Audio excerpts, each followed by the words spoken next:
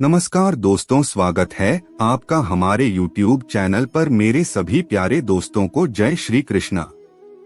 महाभारत की कहानी भीष्म पितामह के 5 चमत्कारी तीर। यह बात उस समय की है जब कुरुक्षेत्र में कौरवों और पांडवों के बीच युद्ध चल रहा था। पितामह भीष्म कौरवों की ओर से युद्ध लड़ रहे थे, लेकिन कौरवों के सबसे बड़े भाई दुर्योधन को लगता था कि भीष्म पितामह पांडवों को नुकसान नहीं पहुंचाना चाहते हैं। दुर्योधन का मानना था कि पितामह भीष्म बहुत शक्तिशाली हैं और पांडवों को मारना उनके लिए बहुत आसान है। इसी सोच में डूबा दुर्योधन भीष्म पितामह के पास पहुंचा। दुर्योधन ने पितामह से कहा कि आप पांडवों को मारना नहीं चाहते, इसीलिए आप किसी शक्तिशाली हथियार का इस्तेमाल नहीं कर रहे हैं। दुर्योधन की बात सुनकर भीष्म बोले, अगर तुम्हें ऐसा लगता है तो मैं कल ही 5 पांडवों को मार गिराऊंगा। मेरे पास 5 चमत्कारी तीर हैं, जिनका उपयोग मैं कल युद्ध में करूंगा। भीष्म पितामह की बात सुनकर दुर्योधन बोला, मुझे आप पर भरोसा नहीं है, इसलिए आप ये 5 चमत्कारी तीर मुझे दे दीजिए, मैं इन्हें अपने कमरे में सुरक्षित रखूंगा। भीष्म ने वो 5 तीर दुर्योधन को दे दिए।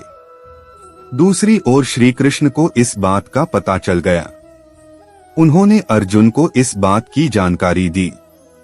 अर्जुन यह सुनकर घबरा गया और सोचने लगा कि इस मुसीबत से कैसे बचा जाए।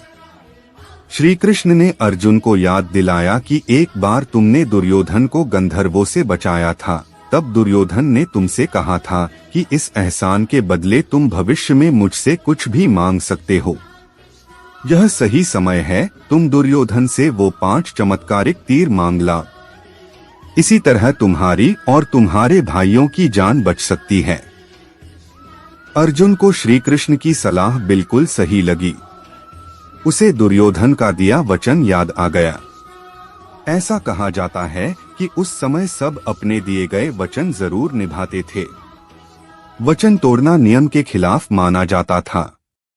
अर्जुन ने जब दुर्योधन को उसका दिया वचन याद दिलाया और 5 तीर मांगे, तो दुर्योधन मना नहीं कर सका। दुर्योधन ने अपना वचन निभाया और वो तीर अर्जुन को दे दिए।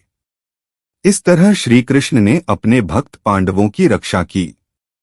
आपसे मेरी प्रार्थना है कि मुझे मोटिवेट करने के लिए वीडियो को लाइक करें, शेयर करें, सब्सक्राइब जरूर करें दोस्तों, और कमेंट में जय श्री राम जरूर लिखें।